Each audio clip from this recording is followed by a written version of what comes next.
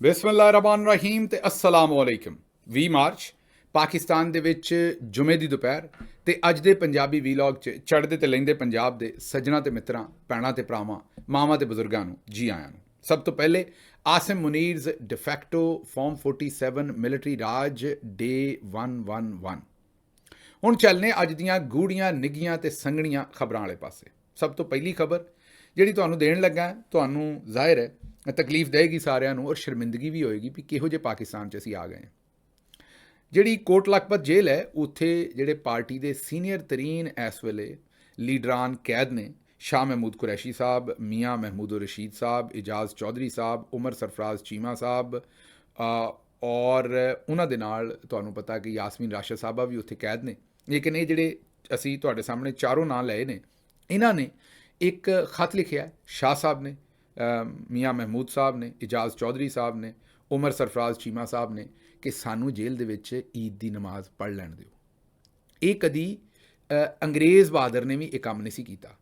ਜਦੋਂ larger India ਦੇ ਉੱਤੇ ਅੰਗਰੇਜ਼ ਦਾ ਕਬਜ਼ਾ ਸੀ ਔਰ ਉਹ ਮੁਸਲਮਾਨਾਂ ਨੂੰ ਜਾਂ ਹਿੰਦੂਆਂ ਨੂੰ ਜਾਂ ਸਿੱਖਾਂ ਨੂੰ ਜੇਲ੍ਹਾਂ 'ਚ ਪਾਉਂਦਾ ਸੀ ਤੇ ਉਹਨਾਂ ਦੇ ਕੋਲੋਂ ਵੀ ਇਬਾਦਤ ਕਰਨ ਦਾ ਜਿਹੜਾ ਰਾਈਟ ਸੀ ਉਹ ਨਹੀਂ ਸੀ ਖੋਂਦਾ।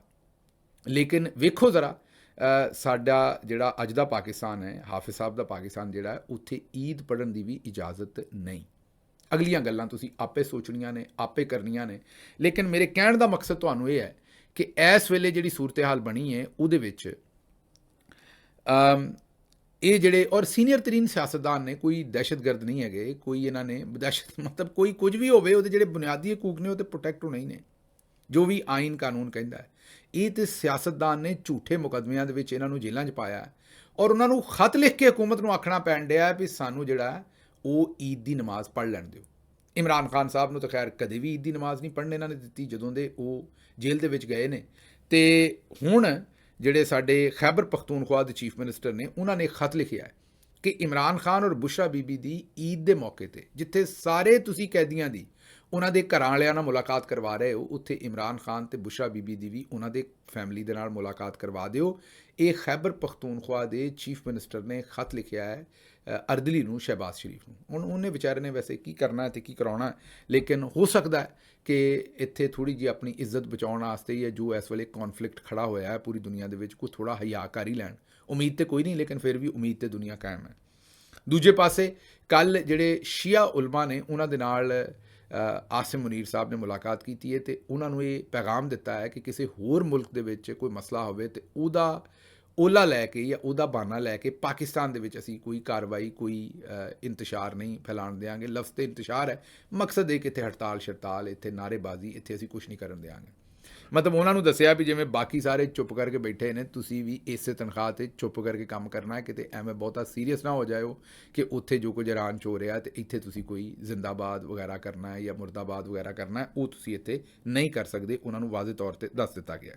ਅੱਗੇ ਚੱਲਨੇ, ਅਗਲੀ ਖਬਰ ਤੁਹਾਡੇ ਸਾਹਮਣੇ ਜਿਹੜੀ ਰੱਖਣੀ ਹੈ ਉਹ ਜ਼ਾਹਿਰ ਹੈ ਇਹ ਤਾਂ ਤੁਹਾਨੂੰ ਹੁਣ ਤੱਕ ਪਤਾ ਲੱਗ ਹੀ ਗਿਆ ਵੀ ਚੰਦ ਜਿਹੜਾ ਉਹ ਨਜ਼ਰ ਨਹੀਂ ਆਇਆ ਔਰ ਹਕੂਮਤ ਨੇ ਐਲਾਨ ਕਰ ਛੱਡਿਆ ਔਰ ਹੁਣ ਈਦ ਜਿਹੜੀ ਉਹ ਹਫਤੇ ਵਾਲੇ ਦਿਨ ਹੈ। ਲੇਕਿਨ ਕੱਲ੍ਹ ਜਿਹੜਾ ਮਜ਼ਾਈਆ ਕੰਮ ਹੋਇਆ ਉਹ ਇਹ ਹੋਇਆ, ਮਜ਼ਾਈਆ ਕਹੋ ਜਾਂ ਬਦਕਿਸਮਤ, ਕਿ ਉਹ ਜਿਹੜਾ ਇਕਵਿਪਮੈਂਟ ਰੱਖਿਆ ਸੀ, ਉਹਨੂੰ ਦੂਰਬੀਨ ਆਖਣਾ, ਜੋ ਵੀ ਆਖਣਾ, ਮੈਨੂੰ ਤਾਂ ਐਗਜ਼ੈਕਟਲੀ ਨਹੀਂ ਪਤਾ ਉਹ ਕਾਹਦੇ ਵਿੱਚੋਂ ਦੀ ਚੰਦ ਵੇਖਦੇ ਨੇ, ਉਹਨੂੰ ਕੀ ਕਹਿੰਦੇ ਨੇ ਐਗਜ਼ੈਕਟਲੀ।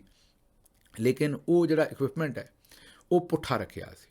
ਜਿੰਨੇ ਮੌਲਵੀ ਹਜ਼ਰਾਤ ਨੇ ਉਹ ਪੁੱਠਾ ਹੀ ਚੰਦ ਚੁੰਦ ਵੇਖ ਕੇ, ਜਿਹੜਾ ਪੁੱਠਾ ਉਹ ਕਹਿੰਦੇ ਨੇ ਤੂੰ ਚੰਦ ਚੜ੍ਹਾਏਂਗਾ ਜਾਂ ਚੜ੍ਹਾਏਂਗੀ। ਸਾਡੇ ਜਿਹੜੇ ਉਲਮਾ ਹਜ਼ਰਾਤ ਨੇ ਉਹਨਾਂ ਨੇ ਆਪਣਾ ਹੀ ਚੰਦ ਚੜ੍ਹਾਤਾ, ਉਹ ਕੋਈ ਚੰਦ ਹੀ ਪੁੱਠਾ ਸੀ ਅਤੇ ਉਹ ਹੁਣ ਉਹਨਾਂ ਨੂੰ ਨਜ਼ਰ ਹੀ ਜਿਸ ਵੇਲੇ ਅੱਗੋਂ ਪੁੱਠਾ ਆ ਰਿਹਾ ਹੋਣਾ ਤਾਂ ਫਿਰ ਕੀ ਮਾਮਲਾ ਬਣਨਾ। ਲੇਕਿਨ ਬਹਰਹਾਲ ਹੁਣ ਉਹਦੇ 'ਚ ਮਸਲਾ ਇਹ ਬਣਿਆ ਵੀ ਉਹ ਵੇਖ ਵੂਖ ਕੇ ਚਲੇ ਗਏ। ਅਸੀਂ ਨਹੀਂ ਆਉਂਦੇ, ਸੁਣ ਲਓ ਰਿਪੋਰਟਰ ਕੀ ਆਖਣ ਡਏ ਨੇ। उल्टा मशीन लगा के चांद देख रहे हैं। 15 मौलवियों ने यहाँ पे खड़े होकर चांद देखने की भरपूर कोशिश की। मैं हैरान इस चीज पे हो रहा हूँ कि 15 के 15 मौलवी यहाँ आए, पूरा मीडिया यहाँ पे खड़ा हुआ था, फोटो सेशन हुआ, वीडियोग्राफी हुई और यहाँ से चांद देखने के बाद चले गए और मशीन उल्टी है। ये नहीं कि आगे बताएं कि भाई मशीन उल्टी है, बताए चांद देखने आए। ये क्या हो रहा है यार इस मुल्क में। ਸੁਣ ਲਿਆ ਜੀ, ਇਹ ਉੱਥੇ ਸੂਰਤ ਹਾਲ ਬਣੀ ਕੱਲ੍ਹ ਪਾਕਿਸਤਾਨ ਦੇ ਵਿੱਚ। ਅਤੇ ਇਹ ਇੱਕ ਦੋਸਤ ਨੇ ਥੱਲੇ ਇੱਥੇ ਕੌਮੈਂਟ ਕੀਤਾ ਸੀ ਸਾਡੇ ਵੀਲੌਗ 'ਚ ਕਿ ਗਿੱਲ ਸਾਹਿਬ ਜ਼ਿਆਦਤੀ ਨਾ ਕਰੋ, ਇਹ ਲੱਖਾਂ ਰੁਪਈਆ ਖਰਚਾ ਆਉਂਦਾ ਹੈ, ਕਰੋੜਾਂ ਰੁਪਈਆ ਖਰਚ ਨਹੀਂ ਆਉਂਦਾ। ਨਹੀਂ ਭਾਈ ਜੀ, ਇਸ ਤਰ੍ਹਾਂ ਨਹੀਂ ਹੈ। ਇਹ ਜਿਹੜੀ ਰੂਹ ਤੇ ਹਲਾਲ ਕਮੇਟੀ ਹੈ ਨਾ, ਇਹ ਸਿਰਫ ਇਜਲਾਸ ਨਹੀਂ ਹੁੰਦੇ ਇਹਨਾਂ ਦੇ ਕੋਲ ਗੱਡੀ ਛੱਡੀ ਵੀ ਹੁੰਦੀ ਹੈ, ਕਈ ਬੰਦਿਆਂ ਦੇ ਕੋਲ ਬੜੇ ਇਹਨਾਂ ਦੇ ਲੰਮੇ ਚੌੜੇ ਖਰਚੇ ਨੇ ਔਰ ਪੂਰੇ ਪਾਕਿਸਤਾਨ ਦੇ ਵਿੱਚ ਇਹਨਾਂ ਦੇ ਚੈਪਟਰ ਨੇ।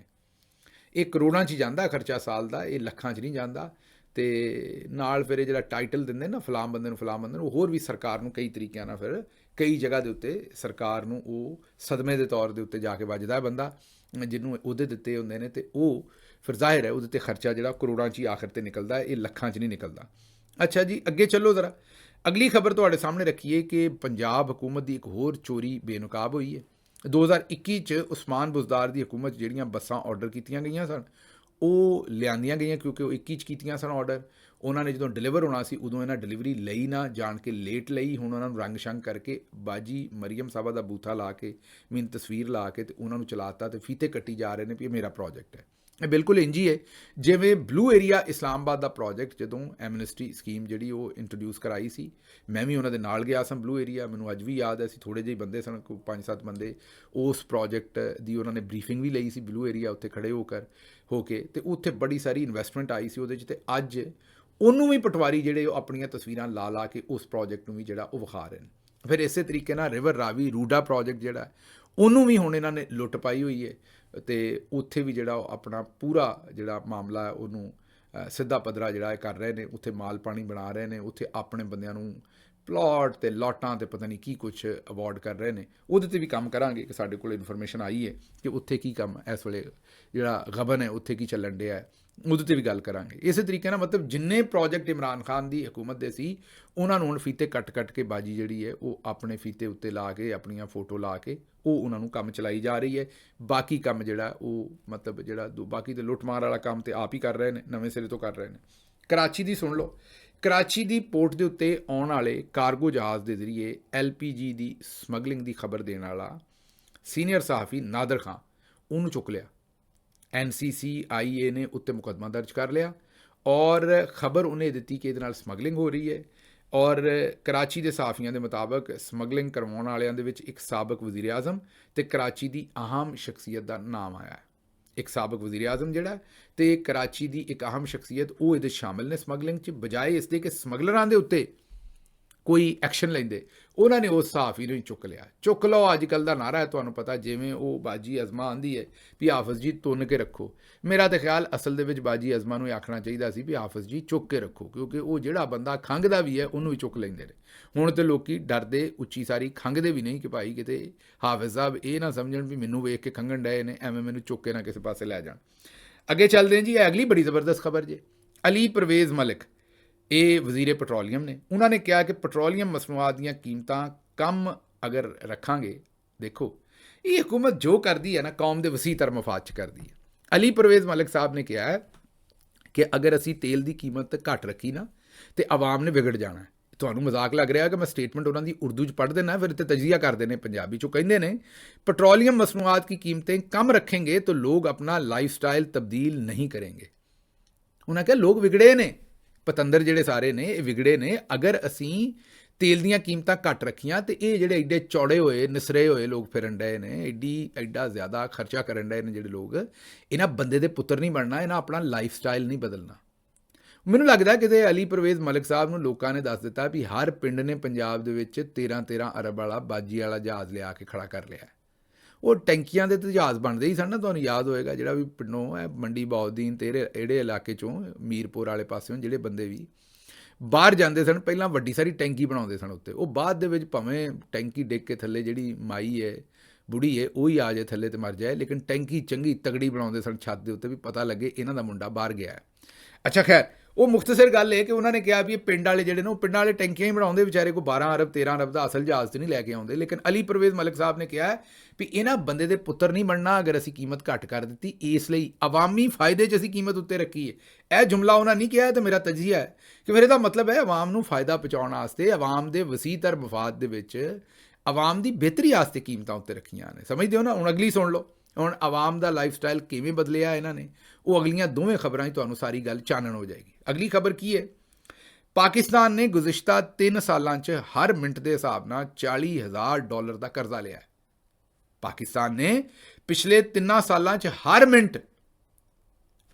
ਮਿੰਟ ਭਾਈ ਜੀ ਦੁਬਾਰਾ ਸੁਣ ਲਓ, ਇੱਕ ਦਿਨ ਦੇ ਵਿੱਚ ਕਿੰਨੇ ਘੰਟੇ ਹੁੰਦੇ ਨੇ? 24। ਵੈਸੇ ਤਾਂ ਘੰਟੇ ਹੁੰਦੇ ਨੇ ਲੇਕਿਨ ਇਹਨਾਂ ਦੀ ਘੰਟੇ ਵੀ ਕਹਿੰਦੇ ਨੇ। ਘੰਟੇ ਕਿੰਨੇ ਹੁੰਦੇ ਨੇ? 24। ਔਰ ਹਰ ਘੰਟੇ ਦੇ ਵਿੱਚ ਕਿੰਨੇ ਮਿੰਟ ਹੁੰਦੇ ਨੇ? 60।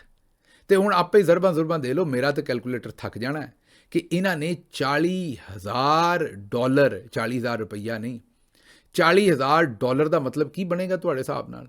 ਇਹ ਤਕਰੀਬਨ ਕੋਈ 1.25 ਕਰੋੜ ਰੁਪਈਆ ਕਮ ਅਜ਼ ਕਮ ਜਿਹੜਾ ਉਹ ਬਣ ਰਿਹਾ ਹੈ। ਇਹ ਇਹਨਾਂ ਨੇ ਹਰ ਮਿੰਟ 1.25 ਕਰੋੜ ਰੁਪਈਆ ਜਿਹੜਾ ਹੈ ਉਹ ਇਹਨਾਂ ਨੇ ਜਿਹੜਾ ਉਹ ਕਮ ਅਜ਼ ਕਮ ਇਹਨਾਂ ਨੇ ਕਰਜ਼ਾ ਲਿਆ ਹੈ। ਇਹਦੇ 'ਚ ਤੁਸੀਂ ਆਪ ਹੀ ਦੇਖ ਲਓ ਕਿ ਇਹਨਾਂ ਨੇ 24 ਘੰਟੇ ਦੇ ਵਿੱਚ ਕਮ ਅਜ਼ ਕਮ ਵੀ ਕੋਈ 35-40 ਕਰੋੜ ਰੁਪਈਆ ਹਰ ਦਿਨ ਦਾ, 40 ਕਰੋੜ ਰੁਪਈਆ ਇਹਨਾਂ ਨੇ ਪਿਛਲੇ 3 ਸਾਲਾਂ ਦੀ ਐਵਰੇਜ। ਵੈਸੇ ਤਾਂ ਵਿੱਚ ਜਿਹੜੇ ਥੋੜ੍ਹੇ ਜਿਹੇ ਦਿਨ ਆਏ ਸੀ ਉਹਨਾਂ ਦੇ ਵਿੱਚ ਤੇ 52 ਅਰਬ ਵੀ ਇੱਕ ਦਿਨ ਦਾ ਲੈਂਦੇ ਰਹੇ ਨੇ, ਲੇਕਿਨ ਪੂਰੇ 3 ਸਾਲਾਂ ਦੀ ਐਵਰੇਜ ਕੱਢੀਏ ਤੇ ਉਹ ਇਹਨਾਂ ਨੇ ਹਰ ਮਿੰਟ ਦਾ ਜਿਹੜਾ ਉਹ ਜਦੋਂ $40,000 ਤੁਸੀਂ ਗਿਣੋਗੇ ਤਾਂ ਉਹਦਾ ਮਤਲਬ ਹੈ ਕੋਈ 1.25 ਕਰੋੜ ਰੁਪਈਆ ਹਰ ਮਿੰਟ ਦਾ। ਤੇ ਇਹਨੂੰ ਹੁਣ 1.25 ਕਰੋੜ ਨੂੰ ਜ਼ਰਬ ਦੇ ਲਓ ਤੁਸੀਂ 60 ਨਾਲ, ਤੇ ਘੰਟੇ 'ਚ ਕਿੰਨੇ ਪੈਸੇ ਲੈਂਦੇ ਰਹੇ ਨੇ, ਤੇ ਉਹ 60 ਨੂੰ ਫਿਰ 24 ਨਾਲ ਜ਼ਰਬ ਦੇ ਲਓ, ਮਤਲਬ ਉਹ ਜਿਹੜੇ ਘੰਟੇ ਹੋਣਗੇ ਉਹਨਾਂ ਨੂੰ 24 ਦੇ ਨਾਲ ਜੋ ਵੀ ਫਿਗਰ ਆਏਗੀ ਉਹਨੂੰ 24 ਨਾਲ ਜ਼ਰਬ ਦੇ ਲਓ, ਤੇ ਉਹ ਤੁਹਾਨੂੰ ਸਮਝ ਆ ਜਾਏਗੀ ਵੀ ਇਹ ਕਿੰਨੇ ਅਰਬ ਰੁਪਈਏ ਜਿਹੜੇ ਨੇ ਉਹ ਰੋਜ਼ ਦਾ ਕਰਜ਼ਾ ਜਿਹੜਾ ਇਹ ਲੈਂਦੇ ਰਹੇ ਨੇ। ਦੂਜੇ ਪਾਸੇ ਅਲੀ ਪਰਵੇਜ਼ ਮਲਕ ਕਹਿੰਦੇ ਨੇ ਕਿ ਜਨਾਬੇ ਵਾਲਾ ਆਵਾਮ ਦੀਆਂ ਆਦਤਾਂ ਖਰਾਬ ਹੋ ਜਾਣੀਆਂ ਨੇ, ਅਗਰ ਤੇਲ ਅਸੀਂ ਸਸਤਾ ਵੇਚਿਆ ਅਸੀਂ ਤੇ ਵੇਚ ਦਈਏ, ਇਹ ਆਵਾਮ ਬੜੀ ਜਿਹੜੀ ਹੈ ਮੂਰਖ ਹੋਈ ਹੈ, ਇਹਦੀ ਵਜ੍ਹਾ ਤੋਂ ਇਹਨਾਂ ਨੂੰ ਮਹਿੰਗਾ ਤੇਲ ਦੇਣਾ। ਅਗਲੀ ਖਬਰ ਸੁਣ ਲਓ।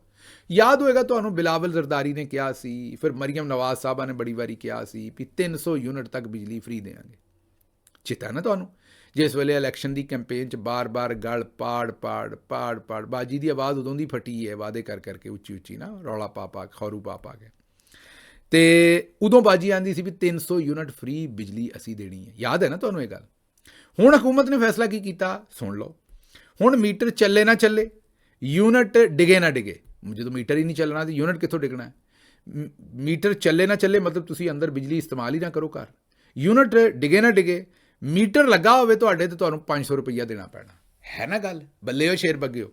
ਜਿਹੜੇ ਮਾੜੇ ਬੰਦਿਆਂ ਨੂੰ ਆਂਦੇ ਸੀ ਵੀ 300 ਯੂਨਿਟ ਤੱਕ ਫ੍ਰੀ ਬਿਜਲੀ ਦੇਣੀ ਹੈ, ਕੋਈ ਪੈਸਾ ਨਹੀਂ ਲੈਣਾ, ਹੁਣ ਉਹ ਯੂਨਿਟ ਨਾ ਵੀ ਬਾਲੇ ਤੇ ਉਹਨੂੰ 500 ਰੁਪਈਆ ਹਰ ਬੰਦੇ ਨੂੰ ਦੇਣਾ ਪੈਣਾ। ਜੇ ਮੀਟਰ ਲੱਗਾ ਭਾਵੇਂ ਅੰਦਰ ਹਰ ਸ਼ੈ ਬੰਦ ਕਰ ਦੇ, ਭਾਵੇਂ ਤਾਰਾਂ ਕੱਢ ਦੇ ਘਰੋਂ ਹਰ ਸ਼ੈ ਦੀਆਂ। ਮੈਂ ਕਿਹਾ ਚਾਸਨੀ ਕਰਾ ਦਿੱਤੀ ਇਹਨਾਂ ਨੇ। ਉਹ ਫੀਲਡ ਮਾਰਸ਼ਲ ਸਾਹਿਬ ਕਹਿੰਦੇ ਸਨ ਨਾ ਵੀ ਉੱਤੋਂ ਆਓ, ਫੀਲਡ मार्शल कहता DG ISPR साहब ऊपर से आओ, नीचे से आओ, दाएं से आओ, बाएं से आओ, मज़ा ना करा दिया तो पैसे वापस। मैं कहा जनाब मज़ा कराता है कौम ਨੂੰ ਤੁਸੀਂ। ਉਹਨਾਂ ਨੇ ਕਿਹਾ ਕਿ ਜਨਾਬ ਸਿਰਫ ਮੀਟਰ ਲੱਗਾ ਹੋਵੇ ਗਰੀਬ ਆਦਮੀ ਦੇ ਘਰ ਤੇ 500 ਰੁਪਈਆ ਜ਼ਰੂਰ ਬਿੱਲ ਆਏਗਾ। ਇਹ ਉਹ ਵਾਅਦੇ ਸਨ। ਔਰ ਗੱਲ ਅਲੀ ਪਰਵੇਜ਼ ਮਲਕ ਦੀ ਠੀਕ ਹੈ ਵੀ ਇਹਨਾਂ ਲੋਕਾਂ ਨੂੰ ਤੇਲ ਸਸਤਾ ਦੇ ਦਿੱਤਾ ਤੇ ਇਹਨਾਂ ਦੀਆਂ ਆਦਤਾਂ ਵਾਕਈ ਖਰਾਬ ਹੋ ਜਾਣੀਆਂ ਨੇ, ਜਿਹੜੀਆਂ ਪਹਿਲੀਆਂ ਖਰਾਬ ਨੇ ਉਹ ਵੀ ਠੀਕ ਨਹੀਂ ਹੋਣੀਆਂ। ਇਹ ਤੁਸੀਂ ਸਹੀ ਕਰ ਰਹੇ ਹੋ ਇਹਨਾਂ ਦੇ ਨਾਲ ਜਿਹੜਾ ਵੀ ਮਾਮਲਾ ਹੈ। ਅੱਗੇ ਜੀ, ਮੀਆਂ ਨਵਾਜ਼ ਸ਼ਰੀਫ ਸਾਹਿਬ ਤੇ ਮਰੀਮ ਨਵਾਜ਼ ਸਾਹਿਬਾ ਦੀ ਜ਼ੇਰੇ ਸਦਾਰਤ ਲਾਹੌਰ ਦੇ ਤਾਰੀਖੀ ਵਿਰਸੇ ਦੀ ਬਹਾਲੀ ਦੇ ਮੁਤਲਕ ਅਹਿਮ ਇਜਲਾਸ ਹੋਇਆ ਹੈ। ਲਾਹੌਰ ਦੀਆਂ ਸੜਕਾਂ, ਗਲੀਆਂ, ਕਾਲਜਿਸ, ਯੂਨੀਵਰਸਿਟੀਜ਼ ਅਸਲ ਨਾਵਾਂ ਤੇ ਬਹਾਲ ਕਰਨੀਆਂ ਨੇ। ਉਹ ਜਿਹੜੇ ਪੁਰਾਣੇ ਸਰਦਾਰਾਂ ਦੇ ਨਾਂ ਸਨ ਜਾਂ ਪੁਰਾਣੇ ਅੰਗਰੇਜ਼ਾਂ ਦੇ ਨਾਂ ਸਨ, ਉਹਦੇ ਤੇ ਮੀਆਂ ਸਾਹਿਬ ਪੁਰਾਣੀ ਜਵਾਨੀ ਜੀਣਾ ਚਾਹੁੰਦੇ ਨੇ ਆਪਣੀ, ਆਂਦੇ ਨੇ ਉਹ ਸਾਰੇ ਨਾਂ ਪੁਰਾਣੇ। ਚਲੋ ਇਹਦੇ ਤੇ ਮੈਂ ਖਿਲਾਫ ਨਹੀਂ ਹੈ, ਇਹ ਤਾਂ ਇੱਕ ਹੈਰੀਟੇਜ ਦੀ ਗੱਲ ਹੈ। ਅਗਰ ਪੁਰਾਣੇ ਨਾਂ ਰੱਖਣੇ ਨੇ ਤਾਂ ਕੋਈ ਇਹਦੇ 'ਚ ਹਰਜ ਨਹੀਂ, ਉਹ ਲੈ ਜਾਓ। ਅੰਦਰੂਨੇ ਸ਼ਹਿਰ ਦੀਆਂ ਤਾਰੀਖੀ ਗੁਜ਼ਰਗਾਵਾਂ ਬਹਾਲੀ ਕਰਨੀ ਹੈ। ਨੀਲਾ ਗੁੰਬਦ ਦੇ ਸਿਆਹ ਜਿਹੜੇ ਨੇ ਟੂਰਿਸਟ ਜਿਹੜੇ ਨੇ ਉਹਨਾਂ ਵਾਸਤੇ ਕੈਫੇ ਵੀ ਬਣਾਉਣਾ ਹੈ। ਅੱਛਾ ਅੱਗੇ ਚੱਲਨੇ ਜ਼ਰਾ। ਹੁਣ ਪਹਿਲੇ ਤਾਂ ਜ਼ਰਾ ਫੁਟੇਜ ਵੇਖੋ ਇਹਦੇ ਵਿੱਚ ਮੀਆਂ ਸਾਹਿਬ ਕਿਸ ਤਰ੍ਹਾਂ ਜਨਾਬ ਮੇਰਾ ਮਤਲਬ ਜਿਵੇਂ ਬੌਲਦ ਲਿਆਈ ਦਾ ਨਾ ਕੁਰਬਾਨੀ ਤੋਂ ਪਹਿਲੇ ਸ਼ਿੰਗਾਰ ਕੇ, ਉਸ ਤਰ੍ਹਾਂ ਮੀਆਂ ਸਾਹਿਬ ਆਏ ਨੇ। ਉਹਨਾਂ ਦੀ ਪੂਰੀ ਜਿਹੜੀ ਹੈ ਨਾ ਫੁਟੇਜ ਚੱਲ ਰਹੀ ਹੈ, ਪੂਰੀ ਮੁਕੰਮਲ ਫਰੇਮ ਆ ਰਿਹਾ ਜਿਹਦੇ 'ਚ ਮਰੀਮ ਸਾਹਿਬਾ ਉਹਨਾਂ ਦੇ ਨਾਲ ਬੈਠੇ। ਹੁਣ ਜ਼ਰਾ ਚੇਤੇ ਕਰੋ, ਮੈਂ ਕੋਸ਼ਿਸ਼ ਕਰਾਂਗਾ ਮੇਰੀ ਟੀਮ ਜ਼ਰਾ ਵਿਖਾਏ ਉਹ ਵੀ ਵੀਡੀਓ ਤੁਹਾਨੂੰ। ਜਦੋਂ ਕੋਰ ਕਮਾਂਡਰ ਲਾਹੌਰ ਨੇ ਮਰੀਮ ਸਾਹਿਬਾ ਦੇ ਨਾਲ ਬਹਿ ਕੇ ਮੀਟਿੰਗ ਚੇਅਰ ਕੀਤੀ ਸੀ ਤੇ ਮਰੀਮ ਸਾਹਿਬਾ ਦੇ ਜਿਹੜੇ ਕੈਮਰਾਮੈਨ ਸਨ ਉਹਨਾਂ ਦੇ ਲੱਕ ਨੂੰ ਚੁੱਕ ਪੈ ਗਈ ਸੀ, ਕਿਉਂਕਿ ਮਰੀਮ ਸਾਹਿਬਾ ਨੇ ਉਹਨਾਂ ਨੇ ਕਿਹਾ ਸੀ ਕਿ ਵਿੰਗੇ ਫਰੇਮ ਬਣਾਉਣੇ ਨੇ, ਵਿੱਚ ਕੋਰ ਕਮਾਂਡਰ ਨਾ ਆ ਜਾਏ, ਮੇਰੇ ਬਰਾਬਰ ਬੈਠੇ। ਵਜ੍ਹਾ ਕੀ ਸੀ? ਕਿਉਂਕਿ ਉਸ ਤੋਂ ਪਹਿਲਾਂ ਸੁਹੇਲ ਅਫਰੀਦੀ ਨੇ ਜਿਹੜੀ ਮੀਟਿੰਗ ਚੇਅਰ ਕੀਤੀ ਸੀ KP 'ਚ, ਉੱਥੇ ਕੋਰ ਕਮਾਂਡਰ ਸਾਹਿਬ ਜਿਹੜੇ ਸਨ ਉਹ ਟੇਬਲ ਦੇ ਆਪਣੀ ਜਗ੍ਹਾ ਤੇ ਬੈਠੇ ਸਨ, ਜਿਹੜੀ ਉਹਨਾਂ ਦੀ ਬਣਦੀ ਸੀ ਪਹਿਲੀ ਕੁਰਸੀ ਦੇ ਉੱਤੇ। ਉਹ ਨਾਲ ਨਹੀਂ ਸਨ ਬੈਠੇ, ਚੀਫ ਮਿਨਿਸਟਰ ਨੇ ਚੇਅਰ ਕੀਤੀ ਸੀ। ਬਾਜੀ ਦੀ ਤੁਹਾਨੂੰ ਪਤਾ ਕਿ ਫਿਰ ਥੋੜ੍ਹੀ ਜਿਹੀ ਜਿਹੜੀ ਅਣਖ ਘੱਟ ਜਾਣੀ ਸੀ, ਤੇ ਬਾਜੀ ਨੇ ਕੈਮਰਿਆਂ ਦੇ ਫਰੇਮ ਹੀ ਘੁਮਾ ਦਿੱਤੇ, ਕੈਮਰਿਆਂ ਦੇ ਫਰੇਮ ਹੀ ਵਿੰਗੇ ਟੇਢੇ ਜਾਰੀ ਕੀਤੇ, ਪੂਰਾ ਫਰੇਮ ਹੀ ਨਾ ਦਿੱਤਾ। ਕੋਰ ਕਮਾਂਡਰ ਨੂੰ ਉਂਝ ਹੀ ਫਾਰਗ ਹੀ ਕਰ ਦਿੱਤਾ, ਕੱਟ ਹੀ ਦਿੱਤਾ ਫਰੇਮ ਦੇ ਵਿੱਚੋਂ। ਬਾਜੀ ਨੂੰ ਇੰਨੀ ਨਮੋਸ਼ੀ ਆਈ, ਇੰਨੀ ਬਿਜ਼ਤੀ ਮਹਿਸੂਸ ਕੀਤੀ, ਬਾਜੀ ਨੇ ਕੋਰ ਕਮਾਂਡਰ ਦੇ ਨਾਲ ਬਹਿ ਕੇ ਕੋਰ ਕਮਾਂਡਰ ਦੀ ਜਿਹੜੀ ਆਂਦੇ ਨਾ ਫੀਤਾ ਹੀ ਕੱਟ ਦਿੱਤਾ ਉੱਥੋਂ। ਤੇ ਅੱਜ ਚਲੋ ਖੈਰ ਕਮ ਅਜ਼ ਕਮ ਨਵਾਜ਼ ਸ਼ਰੀਫ ਸਾਹਿਬ ਦੇ ਨਾਲ ਬਾਜੀ ਨੇ ਨਹੀਂ ਕੀਤਾ ਪੂਰਾ, ਲੇਕਿਨ ਹੁਣ ਇਹ ਸੋਸ਼ਲ ਮੀਡੀਆ ਤੇ ਤਜਜ਼ੀਏ ਹੋ ਰਹੇ ਨੇ। ਹੁਣ ਮੈਂ ਤੇ ਇੱਥੇ ਕੁਝ ਨਹੀਂ ਕਰ ਸਕਦਾ। ਪੁਰਾਣੇ ਨਾਂ, ਪੁਰਾਣੀ ਜਗ੍ਹਾ, ਸਕਾਫਤੀ ਵਿਰਸਾ, ਲੋਕੀ ਆਉਂਦੇ ਨੇ ਵੀ ਉਹ ਹੀਰਾ ਮੰਡੀ ਵਗੈਰਾ, ਉਹ ਸਾਰਾ ਜਿਹੜਾ ਬਾਜ਼ਾਰੇ ਹੁਸਨ ਕੀ, ਉਹਨੂੰ ਵੀ ਵਾਪਸ ਰਿਵਾਈਵ, ਜ਼ਰੂਰੀ ਨਹੀਂ ਕਿ ਉੱਥੇ ਤਵਾਇਫਾਂ, ਮੇਰਾ ਮਤਲਬ ਹੈ ਜਾ ਕੇ ਦੁਬਾਰਾ ਰਹਿਣ ਜਾਂ ਨਾ ਰਹਿਣ, ਮੈਂ ਇਹ ਗੱਲ ਨਹੀਂ ਕਰਦਾ, ਮੇਰੀ ਗੱਲ ਨੂੰ ਗਲਤ ਪਾਸੇ ਨਾ ਲੈ ਜਾਣਾ।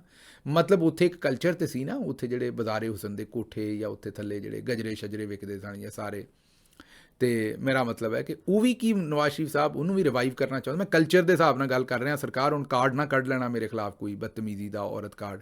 ਮੈਂ ਇਹ ਨਹੀਂ ਆਂਦਾ ਵੀ ਉੱਥੇ ਜਾ ਕੇ ਦੁਬਾਰਾ ਤਵਾਇਫਾਂ ਜਿਹੜੀਆਂ ਨੇ ਉਹ ਪਿਛਲੇ ਦਿਨਾਂ ਭਾ ਸਫਦਰ, ਅੱਛਾ ਚਿੱਤੇ ਆ ਗਿਆ, ਭਾ ਸਫਦਰ ਨੂੰ ਵੀ ਤੁਹਾਨੂੰ ਪਤਾ ਹੈ ਕਿ ਪਹਿਲਾਂ ਸਭ ਤੋਂ ਤੇ ਮੇਰੇ ਨਾਲ ਸਾਰੇ, ਮੈਂ ਚਾਹਾਂਗਾ ਕਿ ਤੁਸੀਂ ਅੱਜ ਸਾਰੇ, ਮੈਨੂੰ ਇੱਕ ਦੋਸਤ ਨੇ ਦੱਸਿਆ, ਹੋ ਸਕਦਾ ਮੈਂ ਗਲਤ ਹੋਵਾਂ, ਉਹਨਾਂ ਨੇ ਕਿਹਾ ਹੈ ਕਿ ਭਾ ਸਫਦਰ ਦਾ ਇੱਕ ਸਾਥੀ ਹੈ, ਮਾਨਸੇਰੇ ਦਾ ਸਹਾਫੀ ਹੈ, ਸੱਜਣ ਭਾ ਸਫਦਰ ਦਾ ਬੜਾ ਕਰੀਬੀ, ਉਹ ਇਹ ਵੀਲੌਗ ਵੇਖਦਾ ਬੰਦਾ। ਭਾ ਸਫਦਰ ਦਾ ਇੱਕ ਸਾਥੀ ਹੈ ਔਰ ਮਾਨਸੇਰੇ ਦਾ ਉਹ ਕੋਈ ਸਹਾਫੀ ਹੈ, ਤੇ ਉਹ ਇਹ ਵੀਲੌਗ ਵੇਖਦਾ। ਮੈਨੂੰ ਇੱਕ ਸਹਾਫੀ ਨੇ ਦੱਸਿਆ, ਉਹਨੇ ਕਿਹਾ ਕਿ ਜਨਾਬ ਉਹ ਟੋਟੇ ਦੇ ਚੋਂ ਕੱਟ ਕੇ ਸਹਾਫੀ ਜਿਹੜਾ ਨਾ ਉਹ ਭਾ ਸਫਦਰ ਨੂੰ ਘੱਲਦਾ ਰਹਿੰਦਾ, ਲੇਕਿਨ ਭਾ ਸਫਦਰ ਅੱਗੋਂ ਜਵਾਬ ਕੋਈ ਨਹੀਂ ਦਿੰਦਾ। ਮੈਂ ਅੱਜ ਚਾਹੁੰਦਾ ਹਾਂ ਵੀ ਤੁਸੀਂ ਸਾਰੇ ਮੇਰੇ ਨਾਲ ਰਲ ਕੇ ਭਾ ਸਫਦਰ ਨੂੰ ਈਦ ਮੁਬਾਰਕ ਕਹੋ, ਕਿਉਂਕਿ ਅਸੀਂ ਸ਼ਰੀਫ ਖਾਨਦਾਨ ਦੇ ਵਿੱਚ ਕਿਸੇ ਹੋਰ ਨੂੰ ਈਦ ਮੁਬਾਰਕ ਨਹੀਂ ਕਹਿ ਸਕਦੇ, ਲੇਕਿਨ ਸਾਡੇ ਤਰ੍ਹਾਂ ਉਹ ਵੀ ਮਜ਼ਲੂਮ ਹੈ ਵਿਚਾਰਾ। ਜਿਵੇਂ ਸ਼ਰੀਫ ਖਾਨਦਾਨ ਨੇ ਸਾਰੇ ਬਾਕੀ ਪਾਕਿਸਤਾਨ ਨਾਲ ਜ਼ੁਲਮ ਕੀਤਾ ਹੈ, ਭਾ ਸਫਦਰ ਨਾਲ ਵੀ ਉਂਝ ਹੀ ਕੀਤਾ ਹੈ। ਪਤਾ ਨਹੀਂ ਉਹਨਾਂ ਨੇ ਇਕੱਲਿਆਂ ਉੱਥੇ ਈਦ ਮਨਾਉਣੀ ਹੈ ਮਾਨਸੇਰੇ ਦੇ ਵਿੱਚ, ਜਾਂ ਬੱਚਿਆਂ ਨਾਲ ਆ ਕੇ ਈਦ ਮਨਾਏਗਾ ਕਿ ਨਹੀਂ ਭਰਾ ਸਾਡਾ, ਲੇਕਿਨ ਮੈਂ ਚਾਹਾਂਗਾ, ਮੇਰੇ ਵੱਲੋਂ ਉਹਨਾਂ ਨੂੰ ਦਿਲੀ ਈਦ ਮੁਬਾਰਕ ਹੈ ਭਾ ਸਫਦਰ ਨੂੰ। ਔਰ ਮੈਂ ਚਾਹਾਂਗਾ ਤੁਸੀਂ ਵੀ ਕਮੈਂਟਸ ਦੇ ਵਿੱਚ ਜ਼ਿਆਦਾ ਤੋਂ ਜ਼ਿਆਦਾ ਉਹਨਾਂ ਨੂੰ ਬਾਅਦ ਰਹਿੰਦਿਆਂ ਹੋਇਆਂ, ਕਿਉਂਕਿ ਉਹ ਬੰਦਾ ਜਿਹੜਾ ਮੁਸੀਬਤੀ ਬੰਦਾ ਹੈ, ਤੇ ਉਹ ਵੀ ਇਸ ਵੇਲੇ ਜਿਵੇਂ ਸਾਰਾ ਪਾਕਿਸਤਾਨ ਫਸਿਆ, ਉਹ ਵੀ ਗਰੀਬ ਉਹਨਾਂ ਕੰਮਾਂ 'ਚ ਹੀ ਫਸਿਆ, ਤੇ ਉਹਨੂੰ ਈਦ ਮੁਬਾਰਕ ਉਹਨਾਂ ਨੂੰ ਜ਼ਰੂਰ ਕਹੋ ਭਾ ਸਫਦਰ ਨੂੰ। ਲੇਕਿਨ ਉਹਨਾਂ ਪਿਛਲੇ ਦਿਨਾਂ 'ਚ ਇੱਕ ਬੜਾ, ਮੈਂ ਕਿਹਾ ਕਿ ਘੈਂਟ ਕਿਸਮ ਦਾ ਬਿਆਨ ਦਿੱਤਾ ਸੀ ਉਹਨਾਂ ਨੇ ਇਹ ਕਿਹਾ ਸੀ ਕਿ ਜਿਹੜੀ ਕਰਪਸ਼ਨ ਦੀ ਕਮਾਈ ਹੈ ਉਹ ਹੀਰਾ ਮੰਡੀ ਦੀ ਕਮਾਈ ਤੋਂ ਜ਼ਿਆਦਾ ਗੰਦੀ ਹੈ। ਉਹਨਾਂ ਨੇ ਕਿਹਾ ਜਿਸਮ ਫਰੋਸ਼ੀ, ਹੀਰਾ ਮੰਡੀ ਦੀ ਜਿਹੜੀ ਕਮਾਈ ਹੈ ਉਹਦੇ ਤੋਂ ਵੀ ਜ਼ਿਆਦਾ ਗੰਦੀ ਕਰਪਸ਼ਨ ਦੀ ਕਮਾਈ। ਉਦੋਂ ਵੀ ਮੈਂ ਕਿਹਾ ਸੀ ਭਾ ਸਫਦਰ ਪਰਵਾਹ ਨਹੀਂ ਕਰਦਾ ਕਿ ਕਿਹਨੂੰ ਜਾ ਕੇ ਠਾ ਕਰਕੇ ਗੱਲ ਵੱਜਦੀ ਹੈ, ਉਹ ਗੱਲ ਉਹ ਕਰਦਾ ਜਿਹੜੀ ਕਰਨ ਵਾਲੀ ਹੁੰਦੀ ਹੈ। ਮੈਨੂੰ ਬਹਰਹਾਲ ਇੱਥੋਂ ਇਜਾਜ਼ਤ ਦਿਓ ਤੇ ਰੱਬ ਰੱਖਾ।